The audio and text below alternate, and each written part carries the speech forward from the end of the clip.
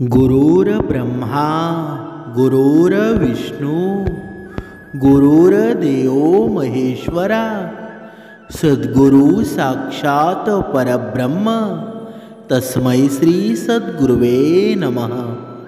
जय जय रघुवीर समर्थ श्रीराम समर्थ। सद्गुरु चरणांना नतमस्तक होऊन आपण या सुंदर मनमोहक सकाळच्या वातावरणामध्ये या निरूपणास सुरुवात करूया। माईबाप सज्जनांचं स्वागत आहे। समर्थांनी सांगितलेलं आहे की मनुष्यानं एखाद्या गोष्टीमध्ये इतकंही गुंतून जाऊ नये की आपल्यासाठी चांगलं काय आणि वाईट काय याचा फरकच करता येणार नाही। म्हणजे काय? म्हणजे वाईट गोष्ट असते ना, त्या वाईट गोष्टीमध्ये मन रमायला वेळ लागत नाही, पण त्यातून मनाला काढायला भरपूर वेळ लागत असतो। म्हणून समर्थांनी सांगितलेलं आहे की मनुष्याच्या जीवनामधील खरं दुःख नक्की आहे कोणतं बरं? बघा, समर्थांनी सुंदर उदाहरणसुद्धा दिलेलं आहे। बघा, जर आपण एकाच दिवशी 200 रुपयांचा माठ घेतला, बघा माठ म्हणजे मडकं, आणि 200 रुपयांचं बुके घेऊन आलो आणि घरी आल्यानंतर अचानक माठ फुटतो आणि तर आपल्याला अतिशय दुःखसुद्धा होतो, कारण इतक्या लवकर माठ फुटेल अशी आपली अपेक्षा नसते। परंतु 200 रुपयांचा बुकेमधील ती फळं असतात ना, ती संध्याकाळी सुकून जातात, हे माहीत असतं आपल्याला। त्याविषयी आपल्याला दुःख अजिबात होत नाही। कारण का? कारण ती फुलं सुकणार आहेत ही आपल्याला ऑलरेडी कल्पना असते। पण आयुष्यसुद्धा असंच आहे। लक्षात ठेवा, ज्याच्याकडून जितकी अपेक्षा जास्त ठेवाल ना, तेवढं दुःख तुमच्या नक्कीच वाटायला येणार आहे, आणि ज्याच्याकडून तुम्ही कमी अपेक्षा ठेवाल ना, त्याच्याकडून फारसं दुःख कधीच वाटायला येत नाही। म्हणून यामुळे समाधानी राहायचं असेल ना, तर कोणाकडून अपेक्षा धरू नका, नाहीतर दुःखाची पायरी असते ना, ती तुम्हाला पहिल्यांदाच लागेल।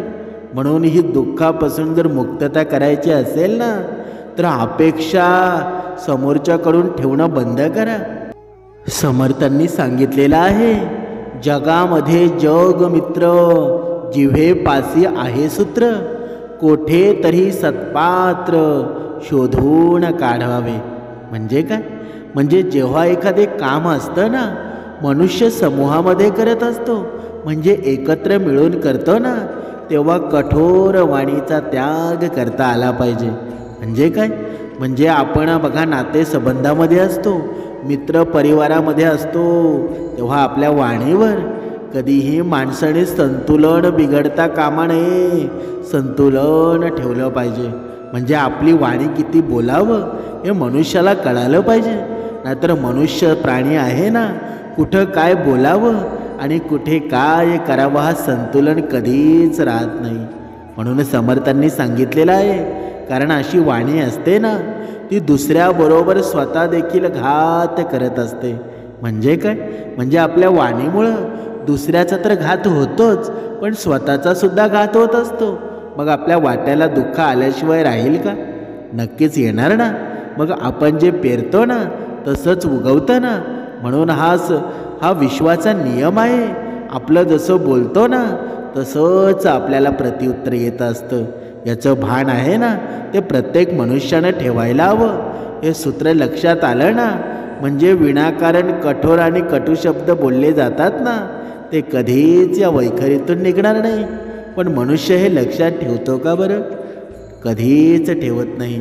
बघा, समर्थांनी सांगितलेलं आहे, कधी कधी आईबाप असतो ना, बघा छोटी छोटी मुलं असतात आपल्या, बघा मुलाला जेव्हा मूल छोटं असतं ना, कधी कधी मुलं असतात ना, बघा छोटे असतानाच समोरच्याला शिव्या देतात, वेडी वाकडी वागायला लागतात, म्हणजे संस्कार शून्य मुलं असतात। पण ती आईवडिलांना बघा मस्करी वाटत असते, ते क्रूरपणे वागायला लागले ना, बघा ते हसत हसत इतरांना सांगत असतात की बघा आमचा मुलगा असा असा वागतो।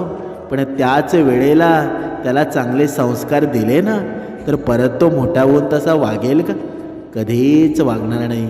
म्हणून आपल्या मुलाला वाईट व्यसन लागलं असेल ना, तर त्याचा उपचार करायला हवा।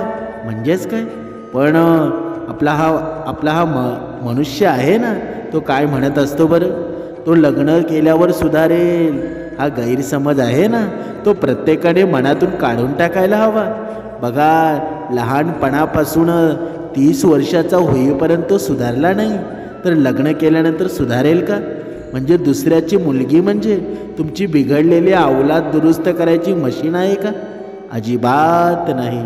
आणि प्रत्येकाला सांगणं आहे, समर्थांनी सांगितलेलं आहे की व्यसनाधीन जे असतात ना, व्यसनाधीन पुरुष असतात, आपल्या मुलीचं जेव्हा लग्न करायचं असेल ना, तेव्हा कमी कमवणारा व्यक्ती असेल तरी चालेल, मुलगा असेल तरी चालेल, पण व्यसनाधीन मुलाच्या हातामध्ये कदापि आपली मुलगी देऊ नका.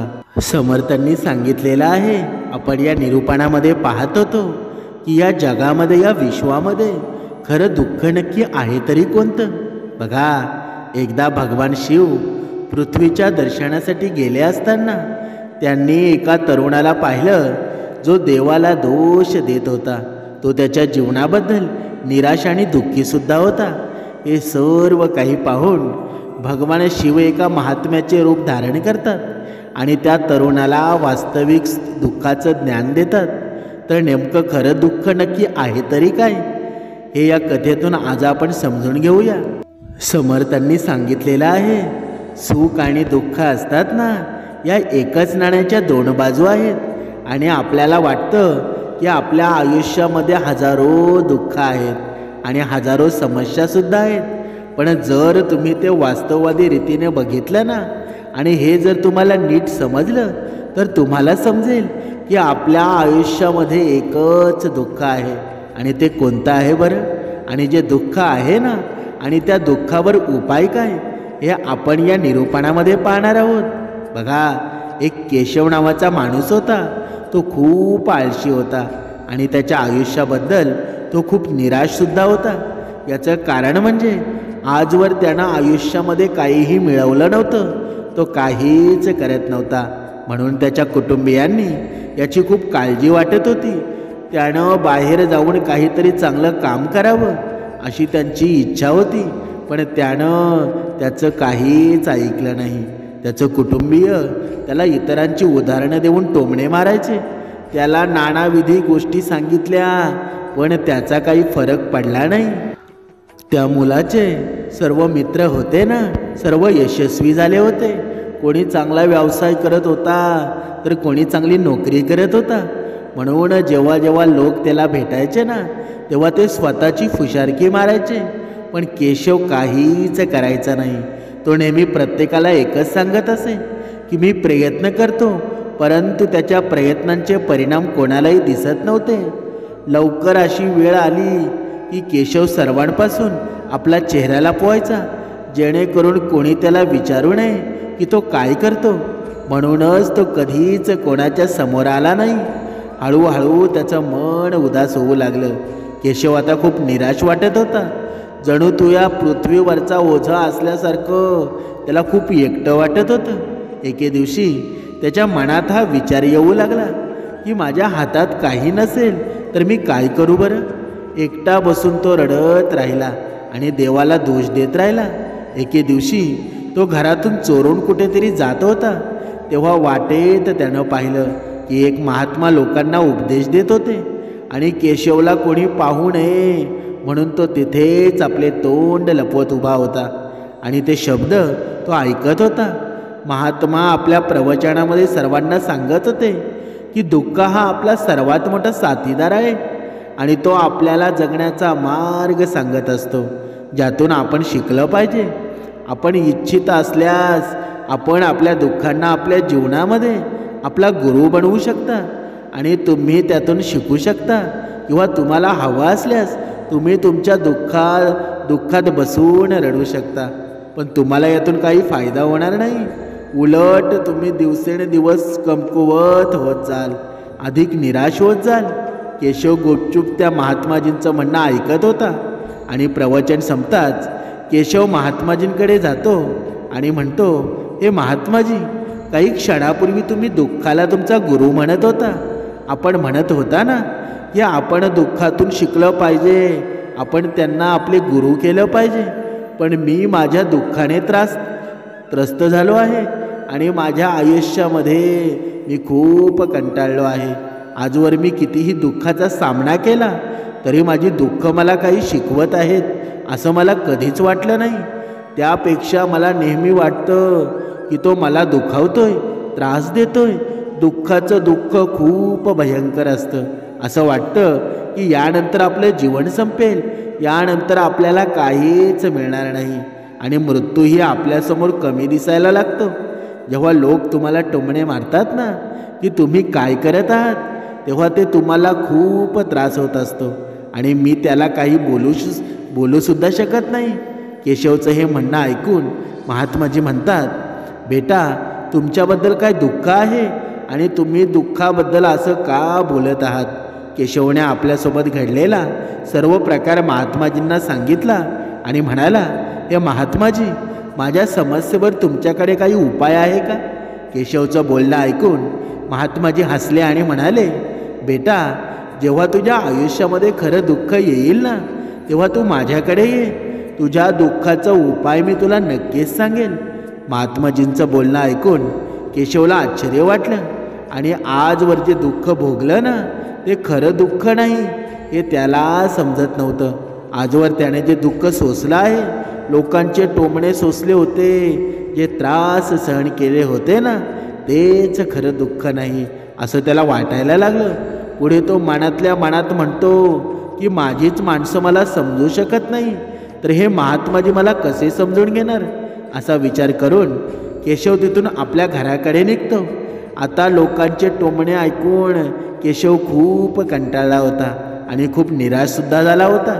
त्यामुळं त्यानं ठरवलं की आता काहीतरी करायचं. तेव्हा त्यानं वडिलांकडून थोडे पैसे उधार घेतले आणि त्या पैशाकडून त्याने व्यवसाय सुरू केला. त्याच्या वडिलांना खूप आनंदसुद्धा झाला की निदान आपला मुलगा काहीतरी करू पाहतोय, पण त्याला व्यवसायातसुद्धा यश मिळत नव्हतं. त्यामुळे तो खूप निराश होत होता. केशवला काय करावं आणि आपला व्यवसाय कसा पुढे न्यायचा हे सुद्धा समजत नव्हतं. आता पुढे काय करावं आणि व्यापार कसा वाढवावा. तेव्हा त्याचे वडील त्याला म्हणाले, बेटा काही हरकत नाही, असेच प्रयत्न करत राहा. आज नाही तर उद्या तुला नक्कीच यश मिळेल. केशवने वडिलांची आज्ञा पाळली आणि आता तो आपल्या व्यवसायामध्ये अधिक मेहनत करू लागला. हळूहळू त्याला यश मिळूसुद्धा लागलं. अवघ्या 2 वर्षातच तो मोठा उद्योगपती झाला. आता त्याच्याकडे संपत्तीची कमतरता नव्हती. ज्यांना पूर्वी केशव आवडत नव्हता ना तेच लोक आता त्याला पसंत करू लागले होते. बघा इथे समर्थांनी सांगितलेलं आहे, मनुष्य जेव्हा गरीब असतो ना तेव्हा त्याला जास्त करून कोणी विचारत नसतं, पण त्याच्याकडे संपत्ती यायला लागते ना तेव्हा त्याचे शत्रूसुद्धा त्याचे मित्र होऊन जातात. असं का होतं बरं. बघा कारण हा पैसा आहे ना, पैसा हा मनुष्याला जग दाखवत असतो आणि रिकामा खिसा असतो ना आणि भरलेला खिसा असतो यामध्ये खूप फरक आहे. म्हणून आपला खिसा आहे ना तो कधीही भरलेलाच ठेवावा, कारण रिकामा खिसा आहे ना तो जग मनुष्याला दाखवत असतो. म्हणून बघा आणि त्याच्या कामाचं कौतुकसुद्धा केलं. त्याच्या आईवडील आता आपल्या मुलावर त्याच्या यशाने खूप आनंदित होत होते. हळूहळू त्या मित्रांची संख्या वाढत गेली आणि केशवच्या काही मित्रांनी आपला व्यवसाय अधिक वेगाने वाढवावा असा सल्ला दिला की केशव आज तुम्ही या शहराचं फक्त सर्वात मोठे व्यापारी आहात. तेव्हा तुम्हाला खूप आनंद होतो की तुमच्यासोबत इतके लोक आहेत. त्याचबरोबर असा विचार करा की तुम्ही या राज्यातील सर्वात मोठे उद्योगपती व्हाल. तेव्हा तुमच्या ठिकाणी लोकांची गर्दी होईल. लोक तुम्हाला भेटण्यासाठी वेळ मागतील आणि या राज्यालाही तुम्हाला भेटण्याची इच्छा असेल. तो तुमची स्तुतीसुद्धा करेल आणि जर कधी अशी गरज भासली ना तर तो तुमच्याकडून पैसे घ्यायला नक्कीच येईल. केशवला त्याच्या मित्रांचं हे विधान खूप आवडलं. केशवला वाटलं की माझे मित्र बरोबर आहेत. मी माझा व्यवसाय मोठा करून त्याचा प्रसार केला पाहिजे, तरच प्रत्येकाला माझ्याबद्दल माहिती होईल आणि प्रत्येकाला समस्या ओळखता येतील. कोणताही विलंब न लावता, वेळ वाया न घालवता त्यांनी आपल्या व्यवसायामध्ये अधिक मेहनत सुरू केली, पण यावेळी त्याला धीर अजिबात नव्हता. त्यामुळं आपला व्यवसाय लवकर मोठा व्हावा यासाठी त्याने काही अयोग्य पावलंसुद्धा उचलली. त्यानं अनेक लोकांकडून मोठ्या प्रमाणात कर्जसुद्धा घेतलं. त्यामुळे त्याच्यावर खूप कर्ज जमा झाले आणि एवढ्यावरच तो थांबला नाही, तर जास्तीत जास्त नफा कमवण्यासाठी त्यानं आपल्या मालाचा दर्जासुद्धा खराब केला. त्यामुळे त्याची संपत्ती पूर्वीसारखी राहिली नाही. बघा, इथे समर्थांनी प्रत्येक मनुष्याला आणि प्रत्येक भक्ताला सांगितलेलं आहे, आणि हे जर प्रत्येक भक्तानं हे ऐकलं ना, तर त्यांच्या बिझनेसमध्ये, धंद्यामध्ये किंवा नोकरीमध्ये त्यांना फार यश निर्माण होणार आहे. बघा, जे धंद्यावाले आहेत, जे बिझनेसवाले आहेत ना, तुमच्या जीवनामध्ये जरी तुमचा धंदा होत नसेल ना, तरी तुमच्या मालाची क्वालिटी आहे ना, ती कधीच कमी करू नका. एक वेळेला तुमच्या मालाचा बघा, जर वडापावचा धंदा असेल तर वडापावचा 1 रुपया 10 रुपयाला असेल तर त्याचा 11 रुपये तुम्ही करा, पण तुमच्या मालाची टेस्ट आहे ना, त्या वडापावची टेस्ट कमी नाही झाली पाहिजे. कारण का? कारण मनुष्य असतो ना, तुमच्या टेस्टवर खाण्यासाठी येत असतो, तो पैशाकडे कधीच बघत नाही. बघा, पुढे पाहूया. त्या केशवने त्याची संपत्तीचा बघा, त्याच्या मालाचा दर्जा होता ना, तो खराब केला होता, आणि त्यामुळे त्याची संपत्ती होती ना, पूर्वीसारखी अजिबात राहिली नाही. पण तो त्याच्या मित्रांचं ऐकत राहिला. ते जे सांगतील तो ते करत राहिला, आणि आपला व्यवसाय आणखी वेगाने वाढवण्यासाठी त्यानं आपल्या इतर छोट्या व्यावसायिकांविरुद्धसुद्धा कट कारस्थाने करण्यास सुरुवात केली. त्यामुळे त्याच्या मनाला पूर्वीसारखी शांतता राहिली नाही. त्याला आता रात्री झोप येत नव्हती. आता त्याच्या मनामध्ये एकच विचार येत होता की आपला व्यवसाय राज्यभर कसा पसरवायचा आणि तो या राज्यातील सर्वात मोठा व्यापारी बनतो. त्यामुळं आपला व्यवसाय लवकरात लवकर मोठा व्हावा यासाठी तो रात्रंदिवस काम करत असे. केशवकडे आता नोकर व सर्व सुखसोयी होत्या, पण असं असूनसुद्धा त्याला त्या गोष्टींचा फायदा घेता आला नाही. कारण का? कारण त्यांचा संपूर्ण फोकस होता ना फक्त आपल्या व्यवसायाला पुढे नेण्यावर होता. हे पाहून तो त्या महात्माजींकडे गेला आणि त्यांना म्हणाला, हे महात्माजी, तुम्ही सांगितलं होतं की जेव्हा माझ्या आयुष्यामध्ये खरं दुःख येईल ना तेव्हा मी तुमच्याकडे यावं, म्हणूनच आज मी इथे आलो आहे. आज मी खूप दुःखी आहे, मला रात्री झोप येत नाही आणि माझ्याकडे सर्व काही असूनसुद्धा मी त्याचे नुकसान सहन करू शकत नाही. त्यांनी आपली ही सर्व गोष्ट महात्माजींना सांगितली. महात्माजींनी केशवला म्हणतात, बेटा, तू पहिल्यांदा आलास तेव्हाही तू खूप दुःखी होतास, मग आता तुझ्या दुःखातून काय शिकलास बरं तू? महात्माजींचं म्हणणं ऐकून केशव म्हणाला, हे महात्माजी, जेव्हा मी माझ्या आयुष्यामध्ये काहीच करू शकलो नाही ना तेव्हा मी माझ्या दुःखातून शिकलो होतो की फक्त विचार करून काही साध्य होणार नाही आणि त्यासाठी आपल्याला काहीतरी करावं लागेल, आणि फक्त कोणतंही काम करणं म्हणजे यश होत नाही, त्या कामाचं पालन केलं पाहिजे. मार्ग कसाही असू द्या, परिस्थिती कशीही असू द्या, कितीही संकट तुमच्यावर वाटेवर येऊ द्या, तरीही आपल्या आयुष्यामध्ये काहीच उरलेलं नाही असं वाटत असलं ना तरी आपण काहीही करू शकत नाही. आपल्या कामावर चिकटून राहा. माझ्या कामात यश मिळेपर्यंत, ध्येय गाठेपर्यंत मी हे काम करत राहील असा विचार करून या कामात मी नक्कीच यशस्वी होईल. कारण लोक फक्त असतात ना, यशस्वी लोकांना महत्त्व देत असतात, त्यांच्या कर्माला कधीच महत्त्व देत नाही. पण समर्थांनी ते सांगितलेलं आहे की जर मनुष्य यशस्वी होत असेल ना तरीसुद्धा त्याचे कर्म असतात ना, शेवटी विजय कोणाचा होत असतो बरं? कर्मांचाच होतो ना. म्हणून माणसाने यशस्वी नक्कीच व्हावं, पण कर्मसुद्धा श्रेष्ठ असायला हवे. बघा, केशवचे हे सर्व शब्द ऐकून महात्माजी म्हणू लागले, बेटा, जेव्हा तुझ्या आयुष्यामध्ये खरं दुःख येईल ना तेव्हा तू माझ्याकडे ये, मी तुमची समस्या नक्कीच सोडवीन. असं सांगून महात्माजी तिथून निघून जातात. आजवर जे त्रास सहन केलं ते खरं दुःखच नव्हतं हे त्याला अजून समजलं नव्हतं. आता केशवच्या मनामध्ये एक प्रश्न निर्माण होऊ लागला की खरं दुःख नक्की आहे तरी काय, आणि त्याची ओळख काय आहे. या क्षणी मी खरोखर दुःखामध्ये आहे का हे मला कसं कळेल. पण ते महात्मा काहीच बोलले नाही. मग एक मोठा मडका घेऊन महात्मा केशवकडे पोचले. त्या भांड्यात सोन्याची नाणी होती.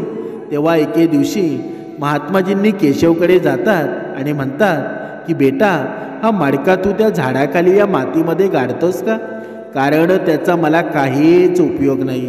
जेव्हा मला गरज असेल ना तेव्हा मी तेथून खोदून बाहेर काढेल, पण सध्या हा घडा इथेच ठेव. केशवने त्याच्या सांगण्यावरून तो घडा त्या झाडाखालच्या मातीमध्ये गाडून ठेवला. केशव त्यांना प्रणाम करून तिथून निघून जातो.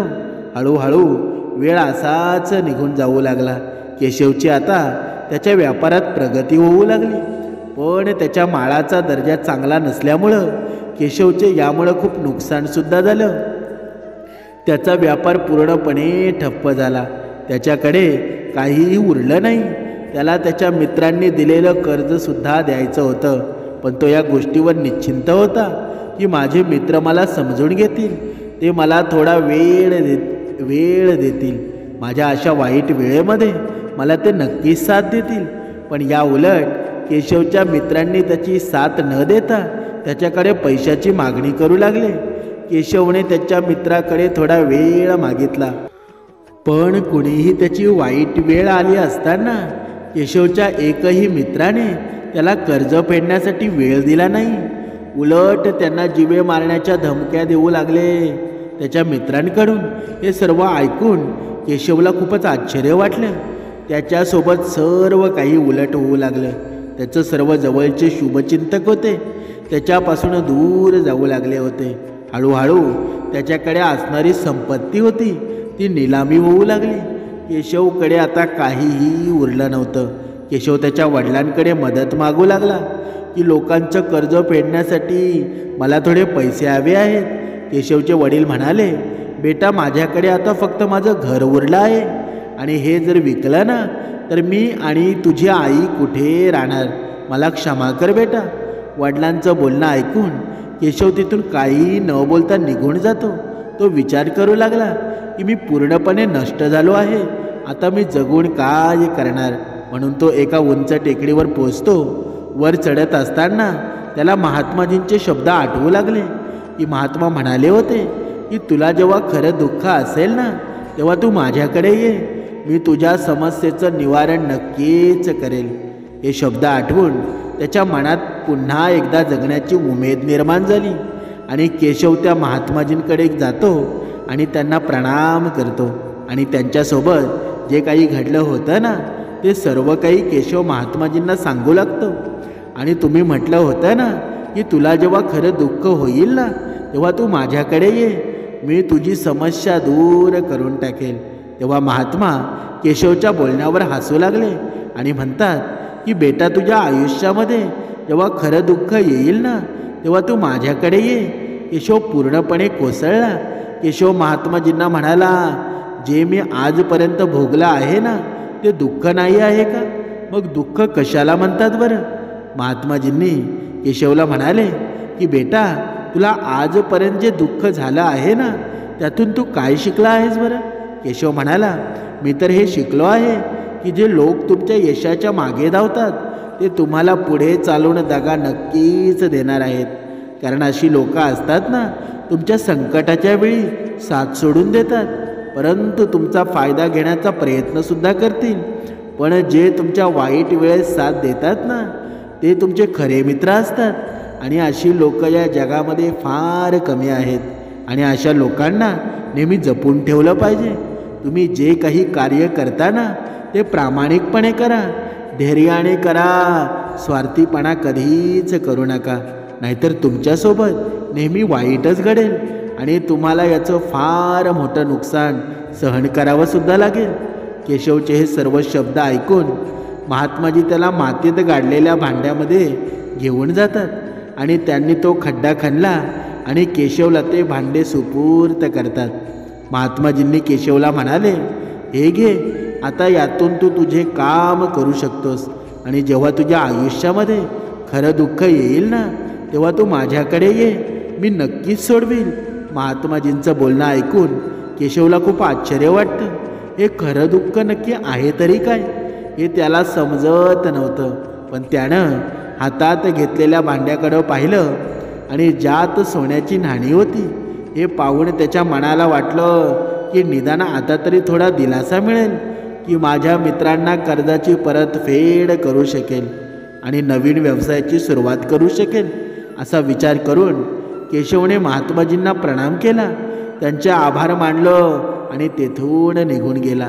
त्या सोन्याच्या नाण्यांनी केशवने सर्वांचे कर्ज परत केले आणि पुन्हा एकदा स्वतःसाठी नवीन व्यवसाय सुरू केला. व्यवसाय छोटा होता, पण यावेळी केशव खूप खुश होता आणि काही वेळातच तो पुन्हा एकदा मोठा व्यापारी बनला. पण यावेळी तो खूप आनंदी होता, कारण यावेळी त्यानं कुठलाही लोभ दाखवला नाही, ना त्यानं कोणासाठी षडयंत्र रचलं नाही. उलट त्यानं आपल्या व्यवसायामध्ये पूर्ण प्रामाणिकपणे आणि मेहनतीने कामसुद्धा केलं. पण जसजसाच तुम्ही श्रीमंत होत जाल ना, तशी तुमच्या मनामध्ये आणखी एक भीती निर्माण होऊ लागते आणि तुमची संपत्ती गमावण्याच्या भीतीमुळं तुम्ही लोकांना मदत करण्यास आणि दानधर्म करण्यामध्ये सुरुवात करता, जेणेकरून तुमच्या आयुष्यामध्ये कधीही दुःख येऊ नये. परंतु हे जीवन आहे ना, सुखदुःखांचा संगमच आहे ना, त्यामुळं सर्वांना सुखदुःखामध्ये जावं लागतं. त्यामुळे केशवच्या आयुष्यामध्ये पुन्हा एकदा दुःखाचं आगमन झालं. यावेळी त्याच्या आई आणि वडील दोघेही मरण पावतात. केशवच्या आई वडिलांवर खूप प्रेमसुद्धा होतं आणि त्यामुळं त्याचं मन खूप दुःखी होतं. त्याच्याकडे शेवटचे पहाट असताना त्याच्या मनात हजारो प्रश्न निर्माण होऊ लागले. ज्या मालमत्तेसाठी मी नेहमीच भांडत होतो, त्या मालमत्तेची काळजी घेणारे आज कोणीही नाही, असं त्याला वाटलं. आईवडिलांनी किती कष्ट केले, आयुष्यात जे काही जमवलं ना ते सगळंच इथेच राहिलं आणि आता सर्व काही संपलं होतं. केशवचे मन आता खूप अस्वस्थ होत होतं. त्याच्या मनात हजारो प्रश्न निर्माण होत होते आणि त्याला खूप एकटंसुद्धा वाटत होतं. त्यानं आजूबाजूला पाहिलं पण काहीच समजत नव्हतं. तेव्हा त्याला त्या महात्माजींची आठवण झाली आणि तो लगेच त्या महात्माजींकडे धावत गेला. महात्माजींना पाहताच त्यांनी केशवला विचारलं, काय आहे बेटा, पुन्हा काही दुःख आलं आहे का? तेव्हा केशव म्हणाला, गुरुदेव, आता तर सर्व काही ठीक आहे, पण आज माझा आई वडील आहेत ना, या जगामध्ये राहिले नाही. मला खूप एकटं वाटत आहे.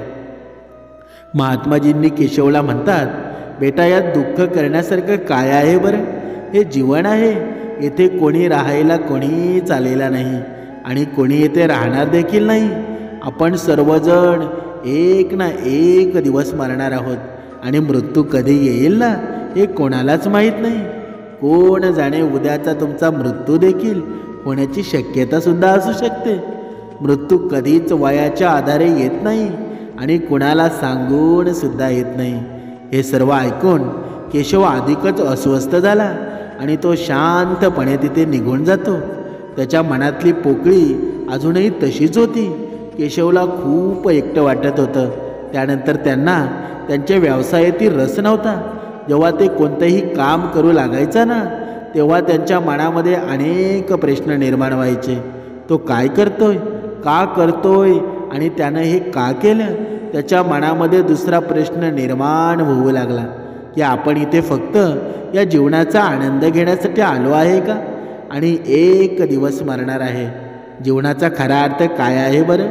हे त्यांनी अनेक विद्वानांना विचारलं आणि शक्य तितकं संशोधनसुद्धा केलं. मात्र त्याला कोणतंही समाधानकारक उत्तर कधीच मिळू शकलं नाही.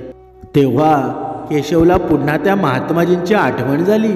केशव पुन्हा त्या महात्माजींकडे पोचला आणि त्यानं मनातली सर्व काही महात्माजींना सांगितलं.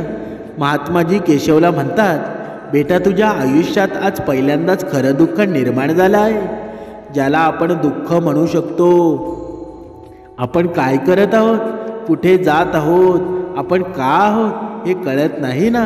तेव्हा केशव महात्माजींना म्हणतात, हे महात्माजी, माझे दुःख दूर करा. महात्माजी केशवला म्हणतात, की क्रोध, लोभ अशा अनेक इच्छा आपल्या सर्वांमध्ये मूळ धरत असतात आणि ज्यामुळे आपलं जीवन आहे ना तुकड्यांमध्ये जगतो आणि आपली चेतना कधीही एकरूप होत नाही. आपली ऊर्जा देखील पूर्णपणे विखुरली जाते आणि आजच्या काळामध्ये आपल्याकडे तेवढा वेळसुद्धा नाही जेणेकरून आपण थोडा वेळ काढून स्वतःकडे वळून पाहू शकतो, स्वतःला समजावून सांगू शकतो की प्रत्यक्षात येथे प्रत्येकजण आयुष्यभर फक्त दुःख आणि दुःखांबद्दलच ओरडत राहतो. तोडगा काढण्यासाठी शक्य ते सर्व प्रयत्न करतो, पण ज्याला आपण दुःख मानतो ना ते दुःख अजिबात नाही. मग त्याचं समाधान कसं मिळणार बरं? अशा परिस्थितीमध्ये आपण स्वतःला दुःखी समजतो, स्वतःला अडचणीत समजून एका परिस्थितीतून बाहेर पडतात, दुसऱ्या संकटामध्ये लगेच अडकून जातो. ज्याप्रमाणे आपल्याला पहिल्या समस्येचा सामना करावा लागत असतो त्याचप्रमाणे आपण दुसऱ्या समस्येलाही तोंड देत असतो. आणि जेव्हा आपण या परिस्थितीचा त्याग करतो ना, जेव्हा आपल्याला वाटतं की आपल्यासाठी एकच मार्ग आहे आणि तो म्हणजे मृत्यू आहे, पण हा एक उपाय आणि मार्ग नाही. म्हणूनच जर तुम्हाला तुमच्या समस्यांचं निराकरण करायचं असेल ना तर स्वतःवर लक्ष केंद्रित करायला हवं आणि मरण्यापूर्वी आधी स्वतःला जाणून घ्यायला हवं. तेव्हा केशव त्या महात्माजींना म्हणतात, हे गुरुदेव, मग आपण हे जीवन जगू नये का? आपल्या इच्छा पूर्ण करू नये का? महात्माजी केशवला म्हणतात, आपण कोणाशीही आसक्त राहू नये, आपण आपल्या इच्छा मारल्या पाहिजेत, जास्त संपत्ती जमा करू नये, कारण आपल्या माणसांच्या इच्छा असतात ना त्या भरपूर डोंगरावरून कोसळणाऱ्या धबधब्यांसारख्या असतात, ज्यावर कोणाचंही नियंत्रण राहत नाही. परंतु जेव्हा तुम्ही स्वतःकडे लक्ष देण्यामध्ये सुरुवात करता ना तेव्हा तुम्ही स्वतःला ओळखायला लागता आणि समजून सुद्धा घेता. मग तुम्ही त्यावर नियंत्रण मिळवू शकता. मग इच्छा देखील तुमच्या नियंत्रणामध्ये राहतात आणि जर तुमची इच्छा असेल तर तुम्ही त्या इच्छा नक्कीच पूर्ण करू शकता. महात्माजींच्या या सर्व गोष्टी ऐकून केशव महात्माजींना म्हणाला, हे गुरुदेव, तुमचे खूप खूप आभार आहेत. तुम्ही आज माझी सर्वात मोठी समस्या सोडवली आहे. मी आज स्वतःवर लक्ष केंद्रित करेन. मानवी शरीरामध्ये खूप ऊर्जा आहे, खूप शक्तीसुद्धा आहे, पण मी निरुपयोगी कामामध्ये वापरली आणि त्यामुळे आपलं जीवनही निरुपयोगी गोष्टीमध्ये व्यस्त ठेवून राहिलो. पण आपण त्याकडे कधीच लक्ष देत नाही. आपण आपली ऊर्जा कधीच केंद्रित करत नाही. आपलं आयुष्यही असंच काहीसं असतं. आपण नेहमी देवाला विचारत राहतो की आपल्या आयुष्यामध्ये एवढं दुःख काय आहे बरं? पण आपल्या सर्वांच्या मनामध्ये आणि जीवनामध्ये इतकं दुःख का आहे हा प्रश्न आपल्या सर्वांच्या मनात नक्कीच निर्माण होतो. आणि त्याचं उत्तर असं आहे की आपण आपल्या आयुष्यातील शेवटच्या दुःखापर्यंत पोचावे अशी ईश्वराची इच्छा आहे. त्या खोलीपर्यंत पोचण्यासाठी जिथे आपण स्वतःला अजून ओळखलं नाही ना याची जाणीव होऊ शकते, पण आपण स्वतःवर नियंत्रण ठेवू शकतो. परंतु आपण आपली ऊर्जा निरुपयोगी गोष्टीमध्ये वापरतो ना, ज्यामुळं आपण कधीही स्वतःला ओळखू शकत नाही. जर तुम्हाला स्वतःला ओळखायचं असेल ना तर प्रथम तुम्हाला तुमचं मन एकाग्र करावं लागेल. आणि हे मन एकाग्र होईल कधी? जेव्हा तुम्ही 2-2.5 तास श्रवण कराल, 2 वेळची उपासना कराल, तेव्हाच हे मन एकाग्र होईल ना. केवळ लक्ष देऊन तुम्ही त्या समस्येवर उपाय शोधू शकता, तरच तुम्ही स्वतःला ओळखू शकता आणि तुमच्या आयुष्यातील सर्व दुःखांचं निराकरण देखील करू शकता. खरं दुःख काय आहे ना हे तुमच्यापर्यंत नक्कीच पोचलं असेल. जय जय रघुवीर समर्थ.